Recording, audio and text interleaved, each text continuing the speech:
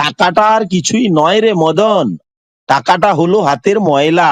Sir, এই কথাটা দুদিন আগে বললে ভালো হতো। কেন? দুদিন আগে জানলে তুই কি করতিস? আরে স্যার, কাল তো আমি সাবান দিয়ে সারা শরীর ধুয়ে ফেললাম। আগে যদি জানতাম তাহলে হাতখানা আপনার বাড়িতে এসে ধুয়ে দিতাম, আপনার মাইনের টাকাটা শোধ হয়ে যেত।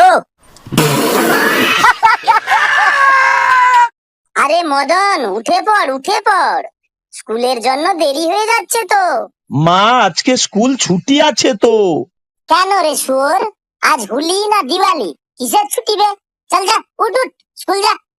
আরে মা, কাল রাতে কালু মাস্টার মারা গেছে, তাই আজকে স্কুল ছুটি। পচা, আরে ও পচা, আরে রেডি হোসনি কেন রে? আরে স্কুলে পৌঁছতে অনেক লেট হয়ে যাবে যে। বেরো বেরো, তাড়াতাড়ি বেরো।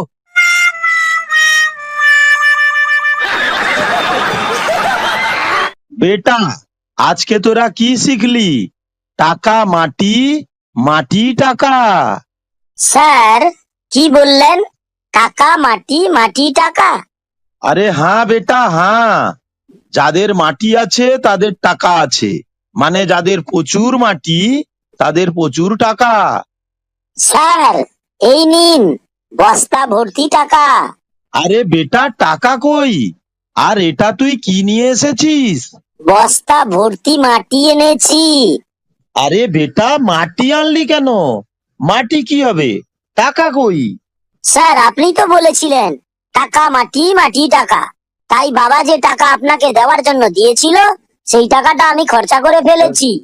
আর আপনার জন্য বাড়ি থেকে বস্তায় ভরে মাটি এনেছি। নিন নিন, তাড়াতাড়ি বস্তা খালি করে দিন, বাবাকে বস্তাটা দিতে হবে।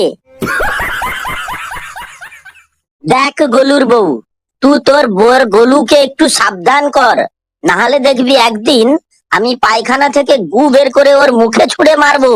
কেন রে পটলার বউ, তুই এত রেগে আছিস কেন? কি হয়েছে? আর বলিস না, আমি বাথরুমে গেলে দরজাটা একটু ফাঁকা করে দেয় আর উকি মারতে থাকে। তুই তোর ঘরের বাথরুমের ছিটকিনিটা লাগিয়ে দিলে তো হয়। কি করে লাগাবো বল? তোর বরই তো আমার ঘরের বাথরুমের দরজাটা বসিয়েছে, 1 বছর হয়ে গেল, এখনো ছিটকিনিটাই লাগাইনি। তুই চিন্তা করিস না বোন, তোকে আর কষ্ট করে ওর মুখে গু ছুঁড়ে মারতে হবে না। আমি যাচ্ছি, ওর ঘাটটা ধরে বাথরুমের প্যানে গুঁজে দেবো। আরে ও ম্যাডাম, বামদেব বাবা কোথায়? কেন, কি হয়েছে আমাকে বলুন, আমি তো ওনার অ্যাসিস্ট্যান্ট। কি আর বলবো ম্যাডাম, বামদেব বাবা আমায় ডেকে বলল যোগ ব্যায়াম করো, শরীর ভালো থাকবে। ওনার কথা মতো আমি যোগ ব্যায়াম শুরু করলাম। যোগ ব্যায়াম করতে করতে আমার শরীর প্রচন্ড ব্যথা হলো। তারপর কি করলেন?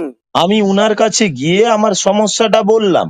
তখন উনি আমাকে বললেন যে আয়ুর্বেদিক ওষুধ খাও, তোমার শরীর ঠিক হয়ে যাবে।